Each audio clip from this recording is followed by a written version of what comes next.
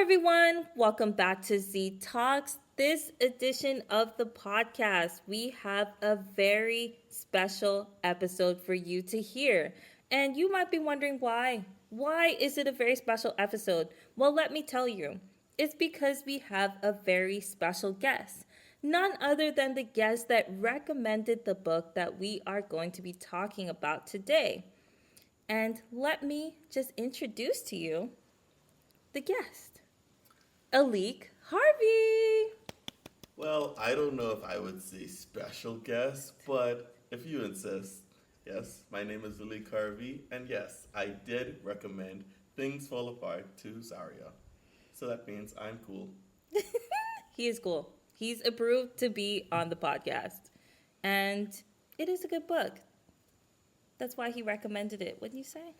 It actually is the best book of all time, if I do say so myself. I second this saying because I read the book and usually I reserve my ratings until the end, but I have to say from the jump it is 5 out of 5 stars. But before we get into this 5 out of 5 star discussion about the book, I will preface it by saying that this is a full spoiler episode.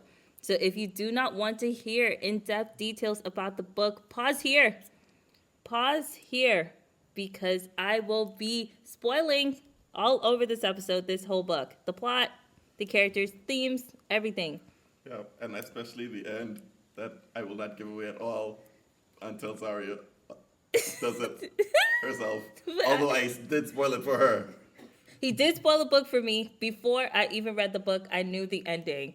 So that's why I have to spoil it for you guys. Because if I got a spoiler, everyone gets spoilers. You get a spoiler. You get a spoiler. Everyone gets a spoiler. But before we go into the book, well, not into the book, before we go into the discussion, let me just give a little preface of the plot. So this book is broken up into 3 main parts. And through each part, we follow a central character. His name is Akonwo. And he is from a tribe in Nigeria. This book is set in Nigeria. He's from the Igbo tribe. And we follow him on a journey to gain status in his community. And this journey of gaining status is essentially him distancing himself from the image of his father, who he perceives as weak and feminine. So his entire life journey is him going to be the most masculine version of himself. But as it says in the title, the constant strive for him to be this masculine version of himself makes things fall apart.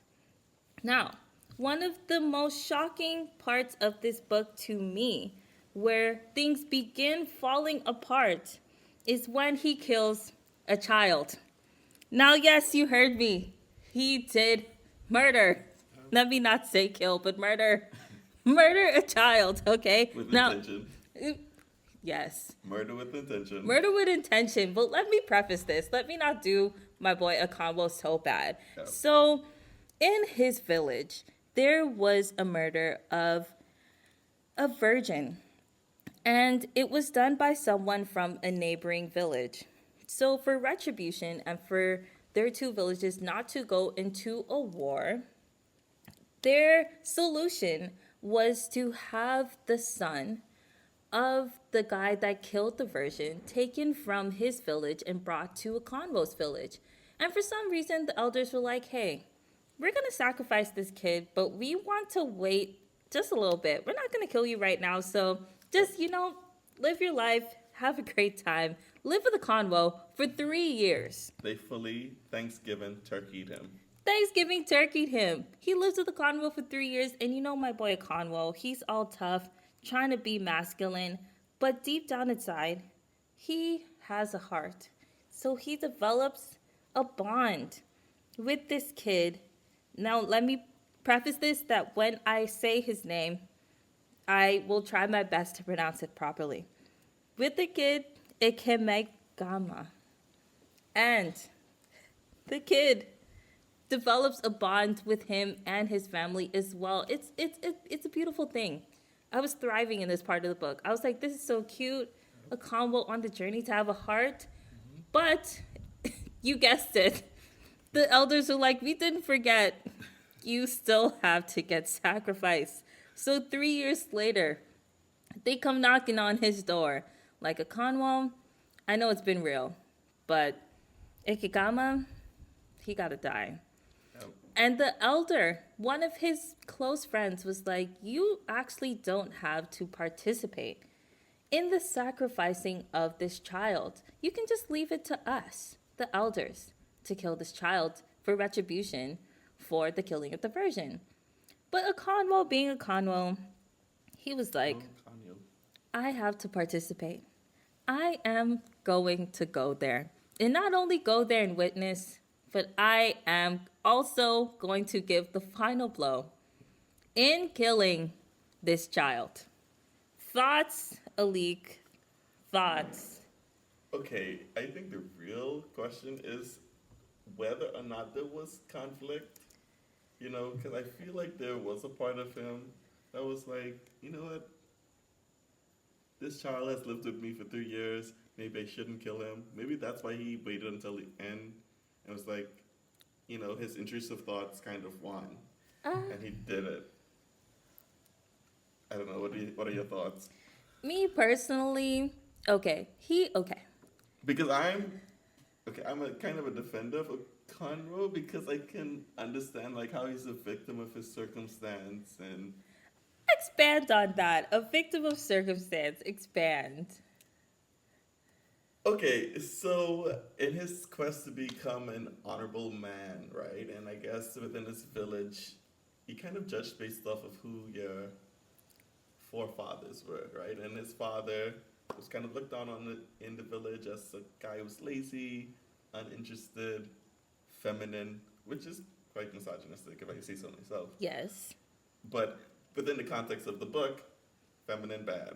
Yes. Right? I can see why he wants to kind of be his own person and try to get honor in his own way. However, I can agree his methods of doing so are questionable. Very questionable. I mean, actually unquestionably bad. Unquestionably, highly questionably bad.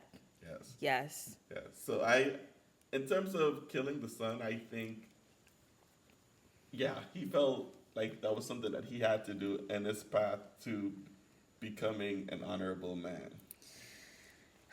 I hear you, okay? I hear that this whole narrative that, you know what, in his path to become an honorable man, he didn't want to be seen as weak. He didn't want people to see that, you know what, I develop a bond with this child, therefore I can't kill him. And to that I say, yes. You can't and shouldn't participate in the killing of this child. That for me, I was floored. I really contemplated, should I continue this book? Yes. I don't know. For you, did you have those thoughts, or were you like, you know what, in the context of the book, justified? No, actually, within the context of the book, I saw ways in which he could have still followed his path to become an honorable man. I think him housing the sacrifice for 3 years and keeping it alive was enough. You know, but in his mind, he needed to be involved with the killing too, because I guess that's what he envisioned as, you know, being masculine and authoritative, and, you know, this is what I need to do to, you know, be a village leader. And he was literally, isn't he the war chief in his village? So it's kind of, it's like, okay, it's like a dog and a bone, right? You have the bone outside teasing the dog with the bone. Like, the dog's gonna want the bone. He's the war chief, right? Killing is kind of his thing, right? So if he's not involved in the killing, is he really the war chief? Children. I'm not saying that he should have killed the child. I'm just saying within In the context of the book and his psychology. Uh-huh. We're digging deep into his psychology. It is in line with his character. I give you that. I'm not surprised that he did it. Okay, I wasn't surprised that he did it either, but there was a part of me that really hoped, you know, maybe this book is about him changing, but it really is not. No, it's not. It's about him becoming himself. The worst Version of of himself. himself. Yes. And in that train of thought, we move to part two because that story, believe it or not, is just part one. That isn't even the whole book, guys. Yeah. Oh, what was actually devastating is that his son formed a bond, and he didn't. He's like, I don't care about this bond. I'm gonna kill your best friend anyway. He could have helped the sacrifice escape. He could have been like, you know what, maybe we shouldn't kill him. As the war chief, I'm vetoing this. But he's like, no, this is the village processes. Let's continue. Honestly, I forgot about that. His son Yes. did develop a bond with the child because they were about the same age. So him and his Okonwo's son and the sacrificed child, they were bros. Yes. And his son started to really question his father after he participated in his best friend's killing. Yes. But I think it's important before we move on to part two to note that a key component of Conwo's character, the main character's character, is that he is essentially weak. He does feel things, even though he doesn't. Even though he's trying to run away from them, he's still feeling it, but he won't actually say it because, he feels like this is culture, this is tradition, and I must follow tradition. That's fair. He is bound by tradition. And that's why I hope that he wouldn't do it, because the author very clearly shows that he does feel things, but he doesn't let himself do it because it's against the construct of masculinity. But let's move to part two. I digress because part two, shocking. Another tragedy. This is just the beginning. There is another tragedy. So, you remember that village elder that was like, Okonwo, you don't have to participate in this village killing. You can leave it to the elders. Is it Obariki? I think so. Yeah. I can't remember. Okay. I'm really bad at it. I could be wrong. You could. I might be wrong, but it might be. But he passed away. No nefarious causes. He just passed away. And they had a funeral for him. And the funeral was a really big thing because the guy that passed away, obviously he's a village elder, and he had a lot of titles in the Igbo tribe. So they had a huge funeral for him. They did warrior dances. And during one of the dances, Okonwo was participating in the dance. And he was holding a gun. And his gun misfired. And it ended up, in a bout of irony, killing the son of the guy that told him not to participate in the child's killing. Oh, I think the guy who told him not to participate was Obariki. Yeah, it might have been Obariki. Yeah, Obariki. But yeah, that guy, his son, Okonwo ended up killing his son. So feel the irony there, folks. Let us settle in. Let us settle in. Yeah, marinate. Yeah. Marinate that irony. Yeah. And because he killed someone in the tribe, it is very frowned upon to kill anyone in the tribe. And because of this, you are subject to exile. But luckily for Okonwo, or unluckily, as we will see, he committed a feminine murder because there are two types of murder in the tribe. Masculine, where you committed a murder intentionally. That's where you are subject to exile permanently. Okonwo, because his gun misfired and ended up killing the child, he was subject to a 7-year exile, and therefore he returned to the land of his mother. Now, I didn't notice this until after I researched the book, but the book is set into gendered parts because he starts in the land of his father, moves to the land of his mother during his exile, and then returns to the land of his father after his exile is finished. And for me, that just highlighted the issue of gender again in the book. And I just wanted your thoughts on gender as a whole in the book. What were you thinking when you read that book? Like, what about the women? What do you think about the women, Lee? What about the women? What about the women? there's a lot to be said about the women in this book, Yes. right? Yes. Especially the way that he treats the women in this book. Yes. Yes. Especially one of his wives when he okay, one thing about a convo, he has an awful temper.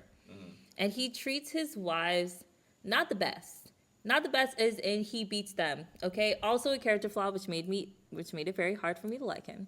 And he got so angry with his one of his wives that he almost killed her because he fired a shot at her and it literally almost killed her. So for me, I was shooketh, to say the least. Yeah. Yeah, I think that I think this is intentional by the writer, by the author of this book. He wants to highlight some of the things that, although this is a fiction book, actually happened in some of these tribes, maybe, and things that he experienced growing up as well.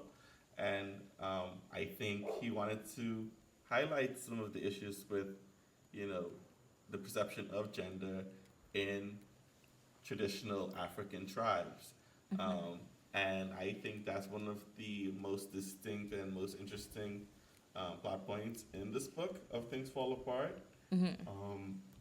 Yeah, because I also find it interesting because one of his daughters, so his relationship with his son, he doesn't really rate his son. No, not at all. He thinks his son is weak. Yeah. And he's like, I can't believe this is my firstborn son. I'm ashamed. He is not really the child I wanted to be because he's not super masculine. Bearing in mind, this kid is literally in his teens. But it shocks me because one of his favorite kids is one of his daughters. And he constantly wishes throughout the book, I wish you were a boy. Because then everything would have been perfect for him. But it's interesting because I found that one of the main reasons that he liked this daughter so much was because she had compassion and the ability to empathize with him, which is a trait that he doesn't appreciate in his son. So that gendered aspect of looking at his kids and appreciating traits in one of them versus the other was also very interesting for me. Agreed. And I think one of the interesting things about this book is, you know, that worldview, that strong, distinct worldview that the main character has, and he maintains that throughout the book, right? So even though everything's falling apart around him, he's still maintaining that same worldview until it all comes crashing down at the end, because he can't really maintain that because he's not the person that he thinks he is. Yeah. You know, and it's very evident through his perceptions throughout the book. I agree. He never changes his perspective on things, on how things are supposed to be, which might be one of the reasons why his downfall continues in part 3. Now we're moving on to part 3 books, and this is the part of the book where things not even really fall apart, they come crashing down. The Conwell, he's going through it. He's still reeling from the accidental feminine death. Yes. Yeah. And now which is kind of crazy because, you know, he prides himself on his masculinity and he's now feminine. He's considered feminine, which is almost worse than being lazy. Yes. That's what amazed me because it's like he wants to be masculine so bad, but he committed a feminine in the context of the book, yes. But he committed a feminine death. And it's like one of the things that he dreaded the most. It's almost like he wished he committed the masculine death, committed a death intentionally, then at least he could have saved face. Yeah. I found that interesting. But now, in part 3, he's in the land of his mother. And this is where we catch up with colonialism. So, in the land of his mother, Christian ministries come to that tribe. And they start setting up churches in his motherland. And it's interesting because I find that in a lot of books about where they mention colonialism, it's shown through a very fast lens. But in this book, it really highlights a fact that a lot of people miss, which is that colonialism is actually really slow. it actually happened over a process of a lot of years where Europeans lived side by side the people that they wanted to conquer, and they changed and deconstructed their societies through trade, through religion, through bringing their own governments, through having their structure of society infiltrate and break apart the people that they were living beside. And when you have this clash of cultures and religions and different governments and different way of organizing society, one thing that's really showcased in the book is how the Igbo tribe, they have a very strong culture. And in the face of the European culture, they maintain their own culture, which is a strength that is turned into a weakness. There's a part in the book where one of the Christian missionaries ends up killing a snake, which is one of the symbols of one of their gods. And in their culture, they wouldn't kill anybody or exact vengeance against someone for doing that, because in the context of their culture, their gods are supposed to exact vengeance, and they won't get in the middle of that because they're scared of being caught in the crosshairs of vengeance being exacted. So they don't intervene, and the Christian missionaries take it as them being passive and accepting of them putting this transgression against them. And we see this happen again and again in different contexts, and you see the strength of them holding true to their cultural values be used as a weakness against them by the Christian missionaries and aid in their downfall. Yeah. Which is very interesting to me, Yeah. because I never saw it through that lens. Like, what did you think when you saw instances of that happening in the book? Well, in terms of the Europeans, I was actually really interested in the African traditions. So when it came to the European element of the book, it didn't really stand out as much to me. Really? It actually didn't, but I think it goes back to the old saying, you give them an inch, they take a mile, right? Yes. And I was really interested in Okonjo's worldview, right? Where his tribe is quite strong in tradition, and a lot of the tribes that existed during that time were strong in the tradition, right? So I think he had this perception that everybody's like on the same page. Everybody's like, we hate Europeans, they're bad. But I think over time, that kind of dissipated. Even though he's still strong in tradition, everyone around him, were being weakened down by the colonialism that was happening around him, and the perceptions of, other, was changing. Yeah, because I feel like it comes to the end of the book, which, big spoiler, he comes to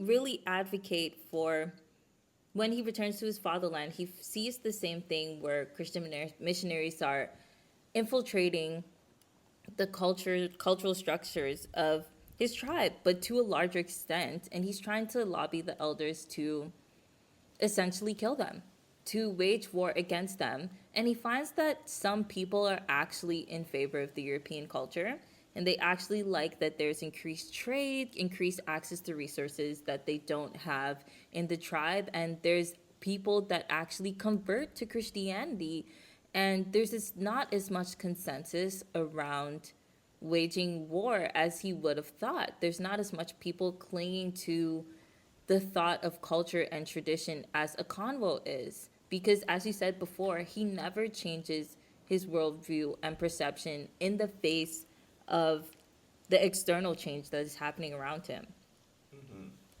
I think another thing to note is that throughout the book, some of the flaws within society that like the culture's kind of inconsistent, in a way. Like some of their viewpoints are kind of flawed in the sense that, you know, twins are kind of looked down upon. But Mm-hmm. like, it's okay if our goat has triplets, you know? Like that's a blessing. Yes. Or, like there's albinos are bad, but Europeans good, you Yeah. know? So there's that what's it called? When I can't the word's literally not coming to me right now, but It's it's okay. ironic, Yeah. it's ironic in that way. And I think that throughout the book, the outside forces are using this as Mm-hmm. justifications for why they should change and not hold on to the traditions. However, in Okono's mind, Mm-hmm. his tradition is perfect. He loves his tradition. He loves his way of life, and he aspires to maintain that and to keep that. Mm-hmm. You know, to his own detriment. To his own detriment. But Mm-hmm. see I find it interesting that you label it as a flaw because there's also parts in the book. There's a part in the book where an elder from the one of their tribes was sitting down with someone from the Christian missionaries, and they actually one of the elders pointed out flaws, or like how differences in perception can be labeled as flaws, because they found it interesting that Christians take up the battles of their God, and they exact vengeance on behalf of God in terms of disrespect, which is something that people from the Igbo culture take as your God not being able to exact vengeance for themselves. So for them, they saw that as a flaw. But I guess it's all a matter of perception, which is what I also see with not saying I agree with it, but with the twins thing or with the triplets. And I feel like with Albinos. the albinos Yeah. versus like the Europeans, I feel like the perception that you have of things maybe makes you label them as flaws, but for them, they see them as just staunch realities that Mm-hmm. make sense and that shouldn't be changed. Mm-hmm. Yeah, Yeah. Yeah. yeah. Yeah. But I feel like now that we're talking about colonialism, it would be a good time for me to provide some context, some historical context about the book and about the author, because Yes. I just realized that I didn't brief the audience on the context. Yes. So, this book was published by the Nigerian author Chinua Achebe. Chinua Achebe. I don't know why I Yes. blanked just then, but yes, the Nigerian author Chinua Achebe. And he was born in 1930. Yeah. And during the time that he was born, he was presented with the civilizing mission. It was Yes. basically forced down his throat and the throat of other people that were growing up and living at that time. Yeah. He grew up in an English speaking school. He learned English and he was taught European history Mm-hmm. during school.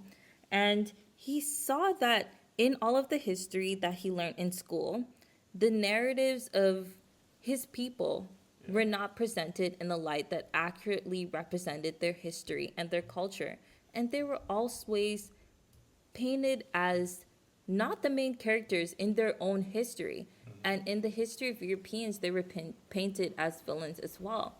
So it became a passion for him to write and to write about history and to write narratives of Nigerian history where people of his culture were accurately represented and the histories were true.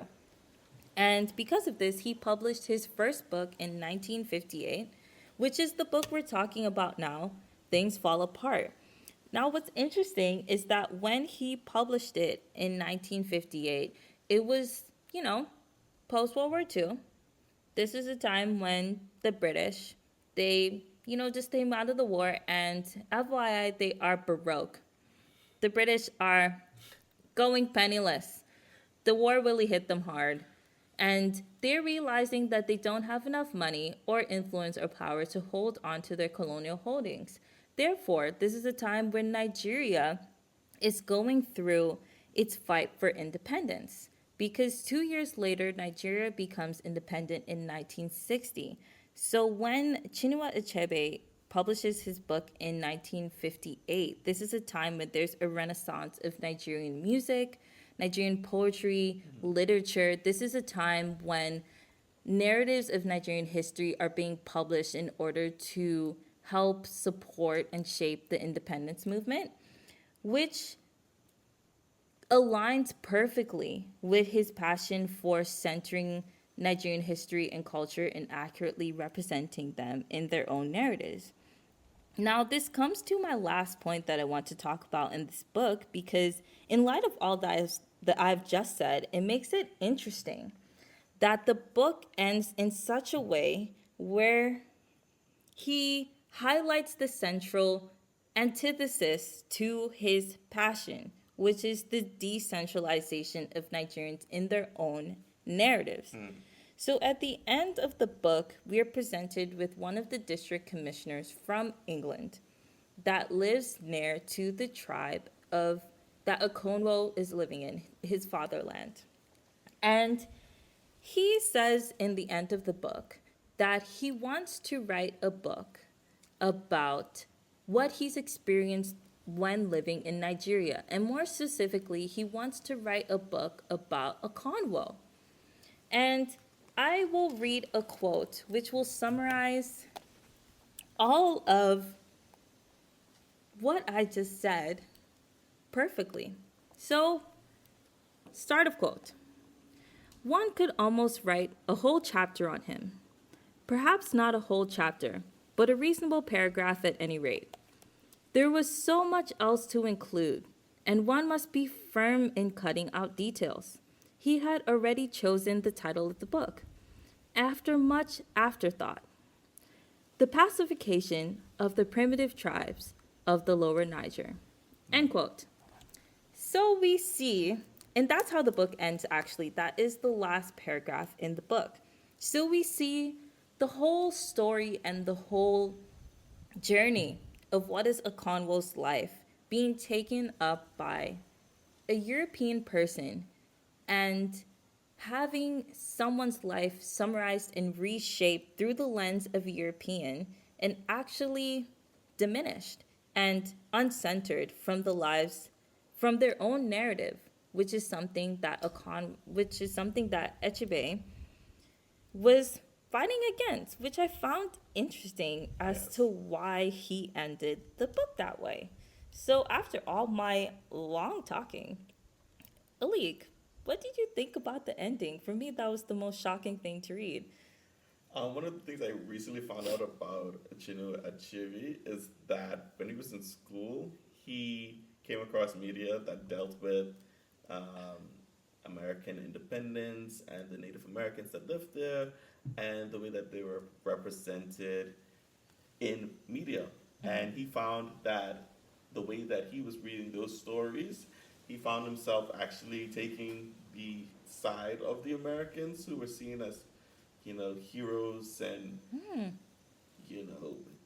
figures, aspirational figures, and he actually found himself hating the Indians, not the Indians, Native Americans, and, the other character, right? And, when I found that out, that was something that I could relate to as someone who watched, Westerns and stuff growing up. And then I found out what actually happened to the Native Americans, and my viewpoint changed. And I think that's one of the things that drew me to this book because it presented a realistic way in which things actually happened. I did say I didn't really take interest in the Europeans in this book. But I think when I was reading this book, I actually found myself kind of disliking them because of the way that they were, especially that, the name of his book is quite derogatory. The pacification of primitive people of Lower Niger.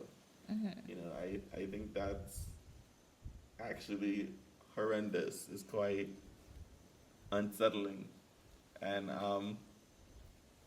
we actually haven't spoiled the book for them yet. You know, No, we actually haven't said the central spoiler. You know what? Let the audience But have it's this one thing. okay. We're gonna let y'all have this one thing, but it's like someone's life being diminished to something that's not quite representative of who they actually were. You know, because I mean, although he was a questionable man, he had strong beliefs and he was not primitive in the slightest. Not in the slightest. And I feel like, at least while reading the book, one thing that I found and appreciated from this author was that he didn't try to Defend. Yeah, he didn't try to defend him. He actually painted Okonwo in a light that actually presented him as a man of complex character. He was definitely a challenging character to understand, but I feel like he presented him like that purposely because that's just human. Every person is challenging to understand once you look at their life from the perspective of a whole. Because as he went through his life, he made decisions which we might not understand or necessarily agree with, but when you see it in the context of his culture, of his society, and how he grew up, it forces you to put yourself in his shoes and try to understand him, which pushes yourself out of your worldview, which is a bit challenging, but it's also, I think, the entire point, which makes it more stark when you have an ending that extracts Okonwo from his culture and from his society and from his upbringing and just wants to present him through the lens, through a European lens, which is not what he grew up in and which is not where he existed. Yeah, and we've seen it in European and media. Sorry, I went blank there. It's okay. Other characters aren't allowed to have complexity. They're not allowed to have depth. And I think that's one of the things that Achebe wanted to achieve in this story. Yeah. Well, that is all I have to say. Do you have anything else to say about this book, Ali? Is there anything else I want to touch on regarding this book? No, I believe that's it. Okay. Yeah. Well, Okay, rating out of 10. out of 10, we do you listen to the podcast? We do our ratings out of 5. Oh, apologies. Rating out of 5. Sorry, that was a bit harsh. It's okay. I don't mind being called out. Okay, I'm calling you out. You need to go back and listen to all the episodes And of the take podcast. note of every element of the podcast. Exactly. Instead of trying to take the reins and doing it wrong. Not wrong, but different. Maybe we should change it in 2025, but we won't. We won't. We won't. The more things change, the more they stay the same. Ooh. Okay. A word. But out of 5, I would say 5. Honestly, Yes. and guys, I love poetry. This book, one thing I will say about this book in terms of style, very, very picturesque, poetic. It starts off really strongly. Like, this is does. Okonwo. This is all that he's done. And he believes this. He believes that. This is why everything's not working out. Exactly. The book is laid out so plainly. Yeah. And then we see things unravel quite slowly. It's not done in a fast-paced way. And which is shocking that it takes this pace for such a short book. By the way, guys, this book is under 200 pages. And I just say read it. 5 out of 5 stars. Very poetic, very picturesque, very evenly paced. And even though it's tragic, I feel like it's essential reading. Yeah. Love that. Love that. Essential reading. It is essential reading. Well, that's all I have to say about Things Fall Apart today. And, you guys know what to do. Make sure you go out and read the book. go listen to the other episodes of the podcast. Follow us on socials because we are having some special features. Fortnight of the week, fortnightly quote. In case you guys haven't noticed, I launched that on the socials. So make sure to follow the podcast socials if you want some extra podcast content. But if not, you can just listen to the next episode of ZTalks.